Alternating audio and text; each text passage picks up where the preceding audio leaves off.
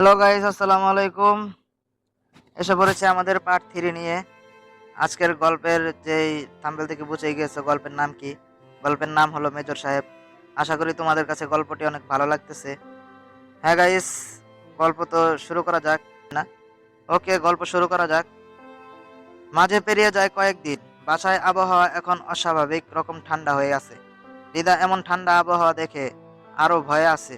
মা তো ইতিমধ্যে সুরাইয়া আন্টির সাথে কথা বলেছেন, বিয়েটা বোধহয় ভেঙে গিয়েছে, নয়তো এর মধ্যে আরো কাহিনী হওয়ার বাকি ছিল। এমনিও রিদা ইতিমধ্যে আরো একটা ভুল করে ফেলেছে। সারোয়ারের নাম সার্চ করে ফেসবুকে আইডি পেয়ে অনেকগুলো মেসেজ দিয়েছে।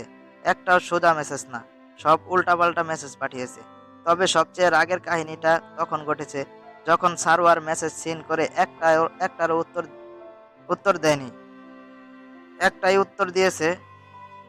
যখন সারোয়ার মেসেজ সিন করে একটাই উত্তর দিয়েছে, স্টুপিড গার্ল। তারপর আর কিছু না বলে সোজা ব্লক করে ফেলে রেখেছে। ইগনোর জিনিসটা বরাবরই হৃদার অপছন্দের। এমনকি তোবার সাথে ঝগড়া লাগলেও সে আগে গিয়ে খোঁচাতে থাকে কথা বলানোর জন্য। কেউ তাকে ইগনোর করুক, সেটা সে সহ্য করতে পারে না। আর সেই অসহ্যকর কাজটাই সারোয়ার তার সাথে করেছে। মেজাজটা এত খারাপ তার, মনে হচ্ছে সারোয়ারকে সামনে পেলে কতগুলো কথা শোনাতে পারলে তার ভালো ভালো লাগতো। সেদিনের পর 1 সপ্তাহ পার হয়ে গিয়েছে। হৃদয় এখনো ঘুরতে যাওয়ার সুযোগ পায়নি, কারণ তার পড়াশোনা।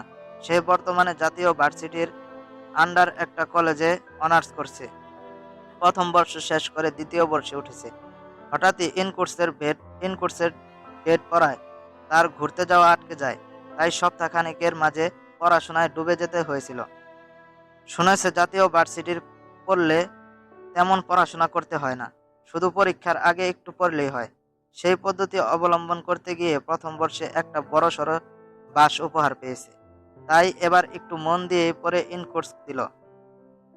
ততদিনে সারোয়ারের কথা মাথা থেকে বেরিয়ে গিয়েছিল। হঠাৎ ঘুরতে যাওয়ার কারণ মনে পড়তেই সারোয়ারের কথা মনে পড়ল। কি ভেবে মেসেঞ্জার চেক করতেই নিজেকে এখনো ব্লক লিস্টে পড়ে থাকতে দেখে মেজাজ খারাপ হয়। মায়ের সাথে একটু আধটু কথাবার্তা হয়। তিনি এখনো কেমন ঠান্ডা হয়ে আছে। মা ঠান্ডা থাকা মানে সামনে বড় কোনো বাস তৈরি আছে, সেখান থেকে বাঁচতে হলে আগেভাগে বাসা থেকে পালাতে হবে। তাই তাড়াতাড়ি করে তোবাকে বলে সব গুছগাছ করে নিতে। বাবা ইতিমধ্যে গাড়ির টিকিট কেটে রেখেছেন, ওনার সময় হলে নিজেই দিয়ে আসতেন। তবে সেই সুযোগ না থাকায় দুটো মেয়েকে একাকী পাঠাতে হচ্ছে। গাড়ি যেখানে থামবে সেখান থেকেই রিদার মামা এসে তাদের নিতে চলে আসবে। এই নিয়ে আর কোনো সমস্যা নেই। রিদা তার না পছন্দের জায়গা বান্দরবন যাবে, এই নিয়ে তার খুশির সীমা নেই। তবে তোবার মধ্যে তেমন কোনো রিয়াকশন নেই। বড় বোনের শখ হয়েছে ঘুরতে, তাই ছোট বোন হয়ে পাহারাদের পাহারাদারের মতো যাচ্ছে। সার্ভার তৈরি হচ্ছে, তার ছুটি শেষ, তাকে চলে যেতে হবে। ইমন ইরিন দুজনে ভাইয়ের রুমেই বসে আছে। বসে বসে জগতের যত বকবক করছে। সহজে তারা বড় ভাইয়ের সামনে আসে না, একটু ভয়ই পায়। দূর থেকে আগে দূর থেকে আগে ভাইয়ের চোখ মুখের অবস্থা খেয়াল করবে। যদি দেখে সব ঠিকঠাক, তবে আসবে ভাইয়ের সাথে কথা বলতে। যেমন এখন ভাইয়ের মুড স্বাভাবিক আছে, তাই দুই ভাই বোন এসেছে ভাইয়ের সাথে গল্প করতে। সারওয়ার কমই কথা বলে, যা বলার তারা দুজনেই বলছে। সারওয়ার তৈরি হতে হতে সব শুনছে শুধু। কখনো মুচকে হাসছে, কখনো বা টুকটাক উত্তর দিচ্ছে। হঠাৎ ইমন বলে ওঠে, ভাইয়া, আম্মু যে একটা মেয়ের কথা বলেছিল, দেখা করছিলে তার সাথে? হঠাৎ হৃদার প্রসঙ্গ উঠতেই সারোয়ারের মুড চেঞ্জ হয়ে যায়। চোখে মুখে বিরক্তি প্রকাশ পায়। ইমন বুঝতে পারে কোনো ঘাপলা তো আছেই। আপাতত সে বকা খেতে যাচ্ছে, তাই নিজে বাঁচতে পাশে বসা ইরিনকে খোঁচা দেয়, যাতে ইরিন কথার প্রসঙ্গ পাল্টায়। তাই ইরিন তাড়াতাড়ি করে বলে ওঠে, ভাইয়া, তোমাদের সেনানিবাসে কবে নিয়ে যাবে? আমার খুব শখ সেখানে যাওয়ার। সারোয়ার নিজেকে সামলে বলে, কখনো সুযোগ হলে সবাইকে নিয়ে যাব। এখন দুটোই রুম থেকে বের হ। ইমন, লেগেজটা নিয়ে বের হ, আমি তৈরি হয়ে আসছি। ইমা তাড়াতাড়ি করে লেগেজ হাতে নিয়ে বেরিয়ে পড়ে। ইমন তাড়াতাড়ি করে লেগেজ হাতে নিয়ে বেরিয়ে পড়ে। পিছন পিছন ইরেনও বের হয়। তারা বেরোতেই সারোয়ার চুপচাপ বিছানায় বসে পড়ে। দিদার প্রসঙ্গ ওঠার পর পর থেকে মেজাজ খারাপ হয়ে আছে। নিজে দোষ করে তার উপরেই দোষ দিয়ে দেয়। কেমন মেয়ে এটা! সেদিন মেসেজ করে বলছে কেন সে বাসায় এসে রিদার নামে খারাপ কথা বলল, এজন্য নাকি তার মা রাগ দেখিয়েছে তাকে। অথচ সারওয়ার এসব নিয়ে কিছুই বলেনি মাকে, উল্টো মেয়ের বয়স কম দোহাই দিয়ে বিয়ে আটকালো। তারপরও মেয়েটা তাকেই ভুল বুঝে উল্টোপাল্টা কথা শুনিয়ে দিল। মূলত এখানে তাদের একটা মিস আন্ডারস্ট্যান্ডিং হয়।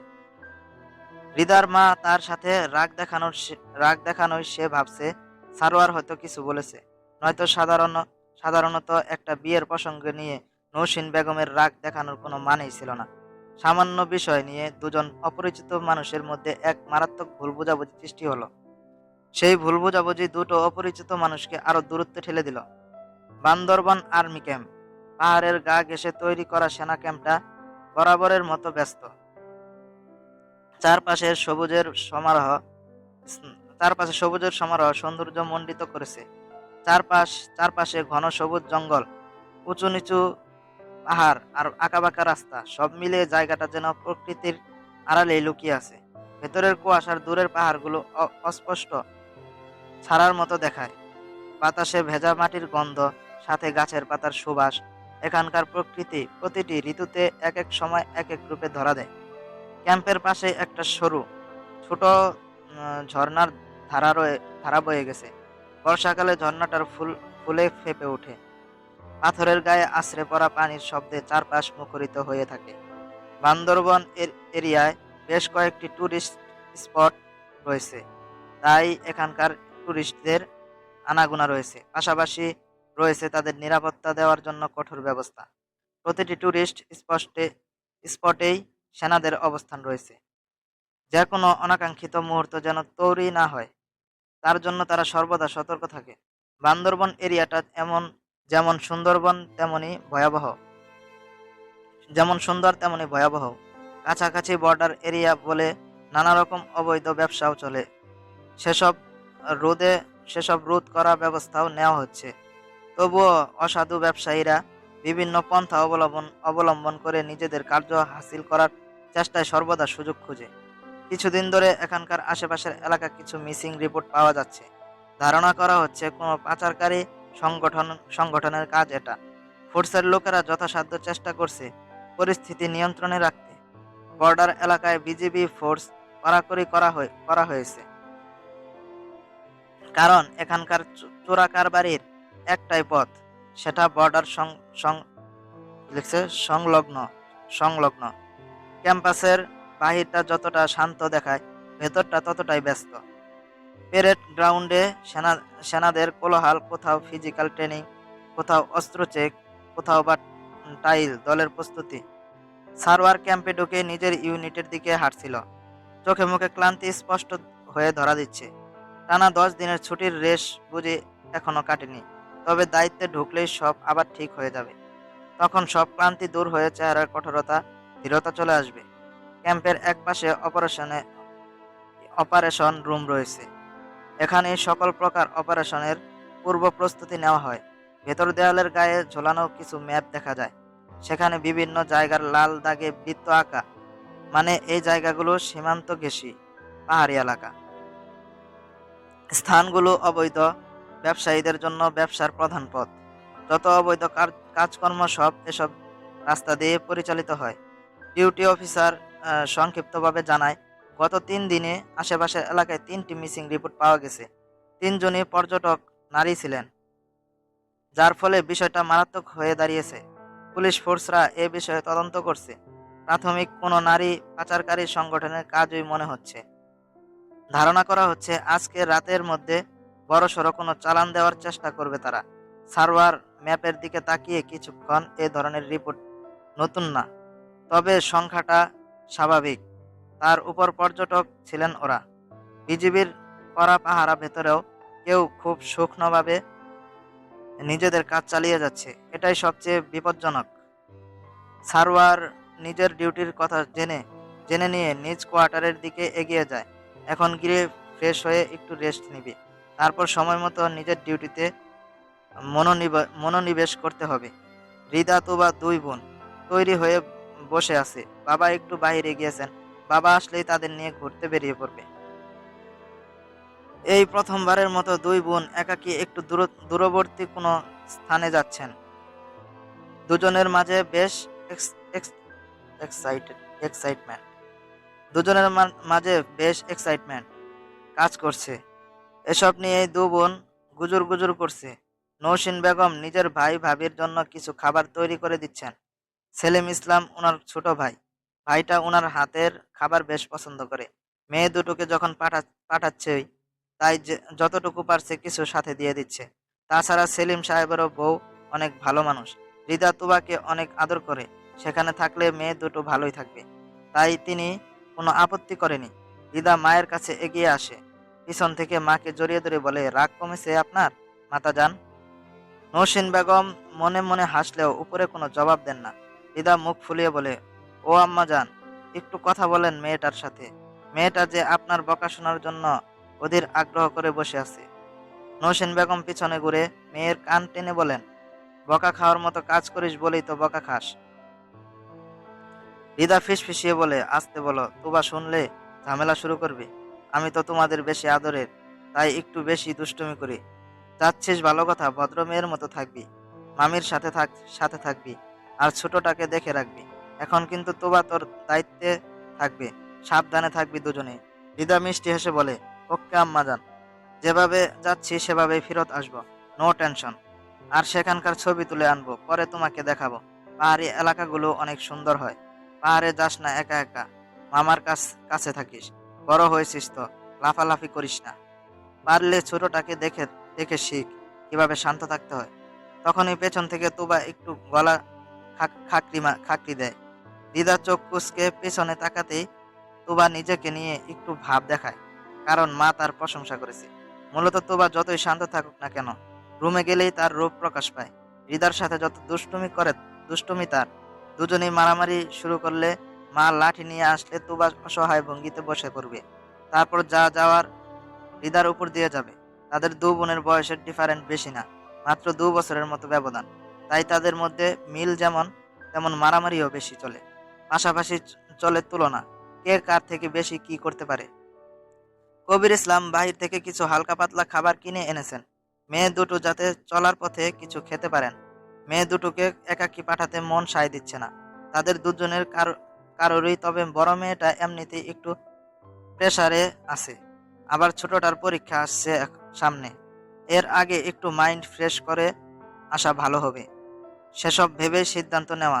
হৃদা তুবা দুজনেই মাকে বিদায় জানিয়ে বাবার সাথে বেরিয়ে পড়ে। যেহেতু চট্টগ্রামে থেকে বান্দরবন দূরত্ব বেশি নয়, তাই বাসে করেই তারা চলে যেতে পারবে। তারপর বাস স্ট্যান্ড থেকে মামা তাদের রিসিভ করে নিয়ে যাবে। বাসে উঠে তারা হাত নেড়ে বাবাকে বিদায় জানায়। বাস ছাড়তেই দু বোন কত রকমের কথাবার্তা বলতে থাকে। দুজনের মাঝে খুশির ঝিলিক দেখা যাচ্ছে। তারা কি পরিমাণে খুশি সেটা তাদের চোখ মুখ দেখেই বোঝা যাচ্ছে। সবচেয়ে বেশি খুশি বোধ হয় রিদা নিজেই। সেখানে গিয়ে কখন কি করবে, কোথায় কোথায় যাবে, সবকিছু প্ল্যান আগে থেকেই করে রাখছে। মোটামুটি দীর্ঘ সময়ের যাত্রা শেষে তারা বান্দরবনে পৌঁছে যায়।